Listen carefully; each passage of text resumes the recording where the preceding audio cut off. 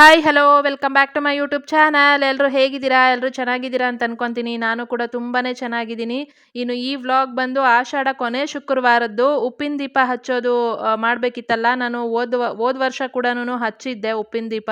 ಹಾಗಾಗಿ ಈ ವರ್ಷ ಕೂಡ ಮಾಡಬೇಕಾಗಿತ್ತು. ಮೂರನೇ ಶುಕ್ರವಾರ ಮಾಡೋಣ ಅಂತ ಅಂದ್ಕೊಂಡೆ. ಆದರೆ ಮೂರನೇ ಶುಕ್ರವಾರ ನನಗಾಗಲಿಲ್ಲ. ಅವತ್ತು ನಂದು ರೆಸ್ಟ್ ಡೇಗಳು ಬಂದಿದ್ದರಿಂದ ನಾನು ಅವಾಗ ಮಾಡೋಕ್ಕಾಗಿರಲಿಲ್ಲ. ಅದಕ್ಕೆ ಕೊನೆ ಶುಕ್ರವಾರ ಮಾಡಿಬಿಡೋಣ ಅಂತ ಮಾಡಿದೆ. ಆದರೆ ಅದು ವಿಡಿಯೋ ಹಾಕೋದು ತುಂಬ ಲೇಟ್ ಆಯಿತು.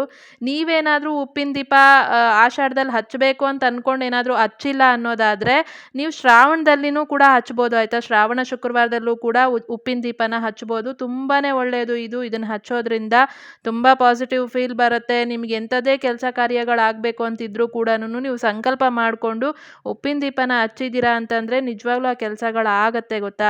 ಹಾಗಾಗಿ ಟ್ರೈ ಮಾಡಿ, ನೀವು ಕೂಡ ಮಾಡಿ ಆಯಿತಾ. ಹೆಂಗಿದ್ರು ಶುಕ್ರವಾರಗಳು ಪೂಜೆ ಮಾಡೇ ಮಾಡ್ತೀರಾ. ಇದೇನು ತುಂಬ ಕಷ್ಟದ ಕೆಲಸನೂ ಅಲ್ಲ, ತುಂಬ ಈಸಿಯಾಗೆ ಮಾಡ್ಕೊಂಬಿಡ್ಬೋದು. ಇದಕ್ಕೆ ತುಂಬ ಐಟಮ್ಸ್ಗಳು ಬೇಕಪ್ಪ, ಅದು ಬೇಕು ಇದು ಬೇಕು, ಏನೋ ತುಂಬ ಮಂತ್ರಗಳು ಗೊತ್ತಿರಬೇಕು, ಅವೆಲ್ಲ ಏನೂ ಇಲ್ಲ ಇದರಲ್ಲಿ. ನೀವು ಆರಾಮಾಗಿ ನಾರ್ಮಲಾಗಿ ಏನು ಪೂಜೆ ಮಾಡ್ತೀರಾ ಶುಕ್ರವಾರ, ಅದೇ ಪೂಜೆ ಜೊತೆಯಲ್ಲೇ ಇನ್ನೊಂದು ಎಕ್ಸ್ಟ್ರಾ ಉಪ್ಪಿನ ದೀಪನ ಹಚ್ತೀರಾ ಅಷ್ಟೇನೆ. ಇನ್ನು ಇದನ್ನು ಹಚ್ಚೋದಕ್ಕೆ ನಮಗೆ ಬರಲ್ಲ ಅನ್ನೋದಾದರೆ ಅದನ್ನು ಕೂಡ ನಾನು ತೋರಿಸ್ಕೊಡ್ತೀನಿ ನೋಡಿ.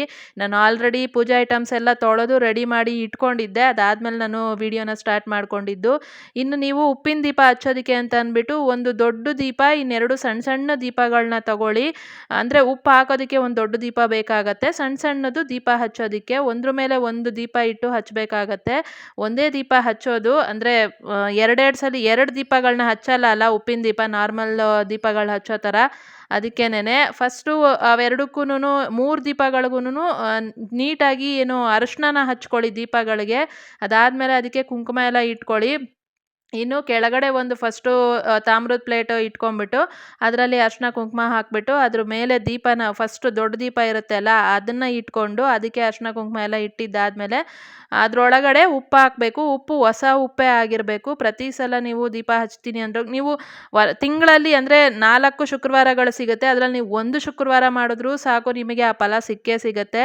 ಮಾಡ್ತೀನಿ ಅನ್ನೋದಾದರೆ ನೀವು 4 ಶುಕ್ರವಾರನೂ ಮಾಡ್ಬೋದು. ತುಂಬಾ ಒಳ್ಳೆಯದು ಇದನ್ನು ಮಾಡೋದ್ರಿಂದ. ಇದನ್ನು ಉಪ್ಪಿನ ದೀಪ ಅನ್ನೋದಕ್ಕಿಂತ ಐಶ್ವರ್ಯ ದೀಪ ಅಂತಲೇ ಹೇಳ್ಬೋದು. ಆ ಥರನೇ ಕರಿತಾರೆ ಕೂಡ. ಅದರಿಂದ ಅಷ್ಟು ಚೆನ್ನಾಗಿ ಬೆನಿಫಿಟ್ನ ತಗೊಂಡಿದ್ದವ್ರು ಇದ್ದಾರೆ. ಅದಕ್ಕೇ ಹೇಳ್ತಾ ಇದ್ದೀನಿ. ನನಗೂ ಕೂಡ ನಾನು ಹೋದ ವರ್ಷನೂ ಹಚ್ಚಿದ್ದೆ, ಈ ವರ್ಷನೂ ಹಚ್ಚಿದ್ದೆ. ನನಗೂ ಅಂದ್ಕೊಂಡಿರೋದಾಗಿದೆ. ಅದಕ್ಕೆ ನಿಮಗೂ ಕೂಡ ತೋರಿಸ್ಕೊಳ್ಳೋಣ ಅಂತ ಇವತ್ತು ತೋರಿಸ್ಕೊಡ್ತಾ ಇರೋದು.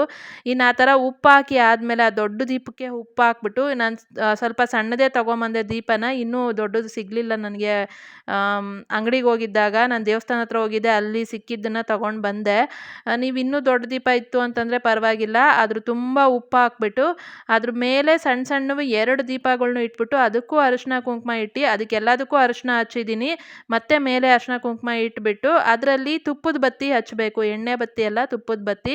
ನಾನು ಆಲ್ರೆಡಿ ಮೊನ್ನೆ ರೇಷನ್ಗೆ ಹೋದಾಗ ಹೊಸ ತುಪ್ಪ ತೊಗೊಂಬಂದಿದ್ನಲ್ಲ, ಅದರಲ್ಲಿ ಒಂದು ಅರ್ಧ ತುಪ್ಪನ ಎತ್ತಿಟ್ಕೊಂಡ್ಬಿಟ್ಟೆ ಬಾಕ್ಸಲ್ಲಿ ದೀಪಗಳು ಹಚ್ಚಕ್ಕಂತಾನೆ.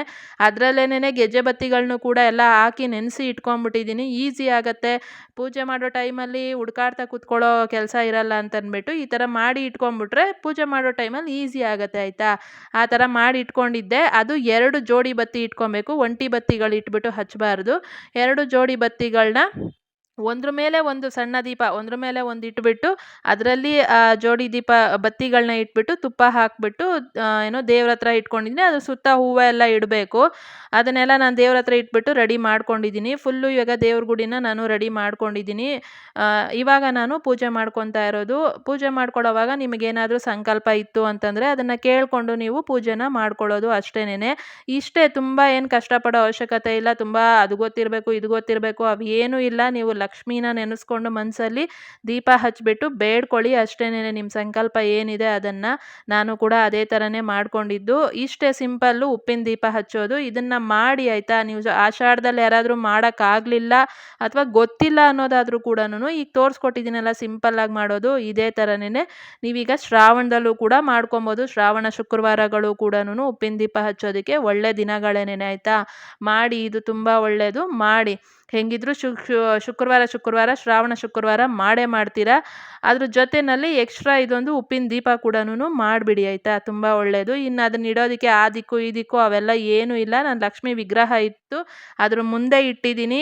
ಆ ಥರ ನಾನು ಅವನ್ನೆಲ್ಲ ನೋಡೋದು ಇಲ್ಲ, ಆ ದಿಕ್ಕಲ್ಲೇ ಇಡಬೇಕು, ಈ ದಿಕ್ಕಿಗೆ ದೀಪ ತಿರುಗಿರಬೇಕು. ನಮಗೆಲ್ಲ ದಿಕ್ಕಲ್ಲೂ ದೇವ್ರು ಇರ್ತಾರೆ ಆಯಿತಾ. ನಾವು ಎಲ್ಲಿ ನಿಂತ್ಕೊಂಡು ನೆನೆಸ್ಕೊಂಡ್ರೂ ಕೂಡ ದೇವ್ರು ನಮಗೆ ವರ ಕೊಟ್ಟೇ ಕೊಡ್ತಾರೆ. ಹಾಗಾಗಿ ನಾನು ಆ ದಿಕ್ಕುಗಳನ್ನೆಲ್ಲ ಏನು ನೋಡೋಕ್ಕೂ ಹೋಗಲ್ಲ. ಪೂಜೆ ಸಮಯ ಹಿಂಗೆ ಇರಬೇಕು, ಹಂಗೆ ಬ್ರಾಹ್ಮಿ ಮುಹೂರ್ತದಲ್ಲಿ ಹಚ್ಚಬೇಕು, ಬೆಳಗ್ಗೆನೇ ಅಂತ ಹೇಳ್ತಾರೆ. ಅಷ್ಟು ಬೆಳಗ್ಗೆ ನಮ್ಮಿಂದ ಆಗಲ್ಲ ಮಾಡೋದಕ್ಕೆ. ಅದಕ್ಕೆ ನಾನು ಸಂಜೆ ಗೋಧೂಳಿ ಟೈಮಲ್ಲಿ ಹಚ್ಚಿರೋದು. ಶುಕ್ರವಾರ ಸಂಜೆ ಗೋಧೂಳಿ ಟೈಮಲ್ಲಿ ಹಚ್ಕೊಳ್ಳಿ. ಹೆಂಗಿದ್ರು ಸಂಜೆ ದೀಪ ಹಚ್ತೀರಲ್ಲ, ಆ ಟೈಮಲ್ಲಿ ಮಾಡಿಕೊಂಡ್ರೆ ತುಂಬಾ ಒಳ್ಳೆಯದಾಗತ್ತೆ. ನಾನು ಕೂಡ ಮಾಡಿದ್ದೀನಿ. ಇದು ಆಷಾಢದ ಕೊನೆ ಶುಕ್ರವಾರ. ನಾನು ಮೊದಲು 3ನೇ ಶುಕ್ರವಾರ ಮಾಡಬೇಕು ಅಂದ್ಕೊಂಡಿದ್ದು, ಮಾಡೋಕ್ಕಾಗಿರಲಿಲ್ಲ. ಅದಕ್ಕೆ ಕೊನೆ ಶುಕ್ರವಾರದಲ್ಲೇ ಮಾಡಿಕೊಂಡೆ.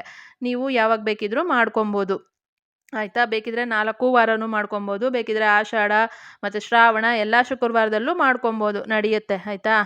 ಇನ್ನು ದೇವರ ನೈವೇದ್ಯಕ್ಕೆ ಅಂತ ಅಂದ್ಬಿಟ್ಟು ನಮ್ಮಮ್ಮ ಪೊಂಗಲ್ ಮಾಡಿ ಕೊಟ್ಟಿದ್ರು, ಅದನ್ನೇ ಇಟ್ಬಿಟ್ಟು ದೇವ್ರಿಗೆ ನೈವೇದ್ಯ ಮಾಡ್ಕೊಂಡಿರೋದು. ನೀವು ಏನು ಇಡದೆ ಹೋದ್ರೂ ಕೂಡ ಅಟ್ಲೀಸ್ಟ್ ಒಂದು ಗ್ಲಾಸ್ ಹಾಲು ಇಟ್ಬಿಟ್ಟಾದರೂ ಸರಿ ಪೂಜೆ ಮಾಡ್ಕೊಬೋದು ದೇವರ ನೈವೇದ್ಯಕ್ಕೆ ಅಂತ ಅಂದ್ಬಿಟ್ಟು. ಏನಾದರೂ ಒಂದು ಅಷ್ಟೇನೆ, ಏನಾದರೂ ಹಣ್ಣಂತೂ ಇಟ್ಟಿರ್ತೀರ ಅಲ್ವಾ, ಅದ್ರ ಜೊತೆನಲ್ಲಿ ಒಂದು ಗ್ಲಾಸ್ ಹಾಲು ಇಟ್ಬಿಟ್ಟು ಪೂಜೆ ಮಾಡಿಕೊಂಡ್ರು ಸಾಕು. ನನಗೆ ಪೊಂಗಲ್ ಮಾಡಿಕೊಟ್ರು ನಮ್ಮಮ್ಮ, ಸರಿ ಅದನ್ನೇ ಇಡೋಣ ಅಂತ ಅಂದ್ಬಿಟ್ಟು ಇಟ್ಬಿಟ್ಟು ಪೂಜೆ ಕೂಡ ಮಾಡಿಕೊಂಡೆ.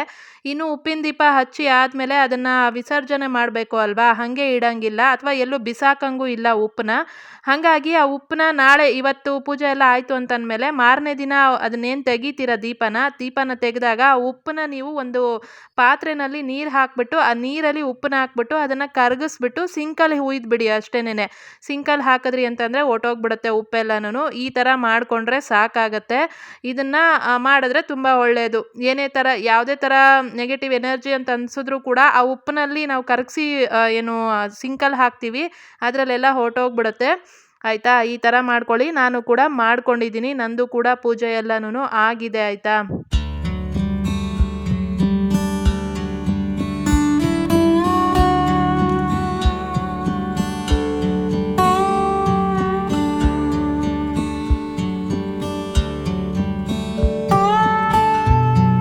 ಇದು ಉಪ್ಪಿನ ದೀಪ ಹಚ್ಚೋದು ನಾನು ಕೂಡ ಮಾಡಿಕೊಂಡೆ. ಇನ್ನು ಇವತ್ತಿನ ವಿಡಿಯೋ ಕೂಡ ಇಷ್ಟೇನೆ. ಹೆಂಗೆ ಇತ್ತು ವಿಡಿಯೋ ಅನ್ನೋದನ್ನು ನನಗೆ ಕಮೆಂಟಲ್ಲಿ ಹೇಳಿ. ನಾನು ತುಂಬ ಏನು ವಿಡಿಯೋ ಮಾಡ್ಕೊಳಕ್ಕಾಗಲಿಲ್ಲ, ಯಾಕೆಂದರೆ ಕೆಲಸಗಳಿದ್ದಿದ್ದರಿಂದ ನನಗೆ ವಿಡಿಯೋ ಮಾಡ್ತಾ ನಿಂತರೆ ಆಗಲ್ಲ ಅಂತ ಅಂದ್ಬಿಟ್ಟು ಬರೀ ಪೂಜೆದಷ್ಟೇ ವಿಡಿಯೋ ಮಾಡ್ಕೊಂಡಿದ್ದೀನಿ. ನೆಕ್ಸ್ಟು ನನ್ನ ವ್ಲಾಗ್ಗಳು ಬರುತ್ತೆ. ಇನ್ನು ಇವತ್ತಿನ ವಿಡಿಯೋ ಕೂಡ ಇಲ್ಲಿಗೆ ಎಂಡ್ ಮಾಡ್ತಾ ಇದ್ದೀನಿ. ದೇವ್ರು ಒಳ್ಳೇದು ಮಾಡಲಿ, ಮಹಾಲಕ್ಷ್ಮಿ ಒಳ್ಳೇದು ಮಾಡಲಿ, ನೀವು ಅಂದ್ಕೊಂಡಿದ್ದೆಲ್ಲ ನೆರವೇರಲಿ ಅಷ್ಟೇ. ಇನ್ನಷ್ಟೇ. ಮತ್ತೆ ನೆಕ್ಸ್ಟ್ ವಿಡಿಯೋದಲ್ಲಿ ಸಿಗ್ತೀನಿ. ಅಲ್ಲಿ ತನಕ ನನ್ನ ಮಿಸ್ ಮಾಡ್ಕೊತಾ ಇರಿ. Thank you so much. ಇಷ್ಟೊತ್ತವರೆಗೂ ಯಾರೆಲ್ಲ ವಿಡಿಯೋನ ನೋಡಿದ್ದೀರಾ ಎಲ್ರಿಗೂ ದೇವ್ರು ಒಳ್ಳೇದು ಮಾಡಲಿ. ನೀವು ಕೂಡ ಉಪ್ಪಿನ ದೀಪನ ಹಚ್ಚಿ ಆಯಿತಾ.